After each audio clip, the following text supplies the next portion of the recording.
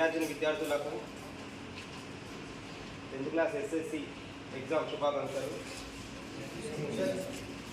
And మీరు ఇంకా ఎత్తుకు ఎదగాలని, భవిష్యత్తులో ఎంతో సాధించాలని మనస్ఫూర్తిగా కోరుకుంటున్నాం. మా ఎన్ఎస్వి ఎప్పుడైనా సరే మీకోసం పనిచేస్తుంది. మీ అన్నదాన్ని ప్రతి ఒక్కరికి హెల్ప్ఫుల్గా ఉంటుంది. మేము సునీల్ అన్న ఆధ్వర్యంలో పనిచేస్తున్నాం కాంగ్రెస్ తరఫున.